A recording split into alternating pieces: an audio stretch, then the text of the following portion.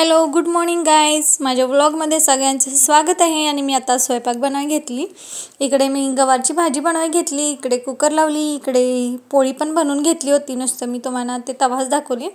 आणि बाळासाठी माझ्या आलूपुरी बनवायची होती, त्यामुळे थोडंसं तिखट घातलं होतं, लाल तिखट. थोडं मीठ आधीच मी ऑलरेडी ॲड केली होती मीठ.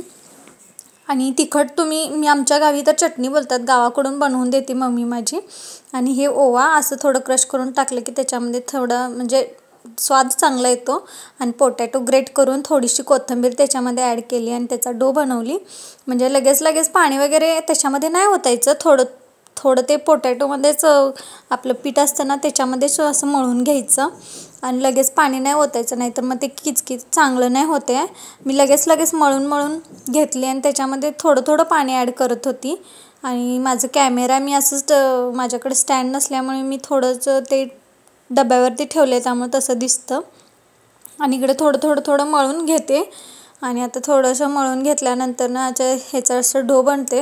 आणि आता आपण पुरी बनवायला घेऊ. पुरी पण इकडे लाटायला चालू केली. पुरी ते लाटून घेतली आता आणि फ्राय पण करून घेतली पुरी. आणि इकडे बघा रेडी आहे माझी आलूपुरी इज रेडी. चला आता मग आपण आलूपुरी सर्व करू.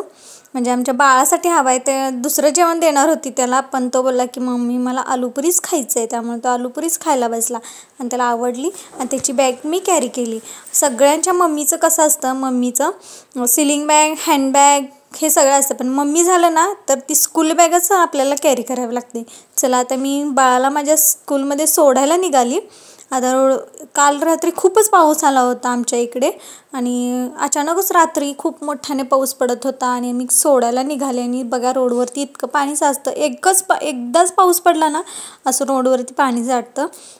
आणि इतके खड्डे झालेत ना, असं गाडी म्हणजे इतकी स्लो मारावी लागते, खूप स्लो मारावी लागते. त्यात समोर बाळ पण असतं माझं उभारलेलं, तो पाठीमागे नाही बसत, त्याला पुढंच बसायला आवडतं, खूप छान वाटतं त्याला पुढे उभारायला. आणि तो स्कूलमध्ये गेला, आतमध्ये सोडून आली त्याला. सोडून आल्यानंतर इकडे लगेच मी दालच्या बनवायला घेतली. आणि दालच्या बनवण्यासाठी जे मसाले लागतात ना ते मीठ, हळद, चटणी किंवा लाल तिखट आणि ते दालचा मसाला असा ॲड करून टाकली त्याच्यामध्ये. तुम्ही कशा पद्धतीने दालच्या करतात ते सांगा.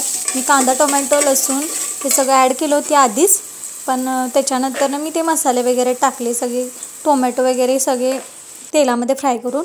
आणि इकडे मी हे धुवून ठेवलं होतं, तुम्ही काय म्हणता ह्याला, आम्ही तर याचं दुधी भोपळा म्हणतो.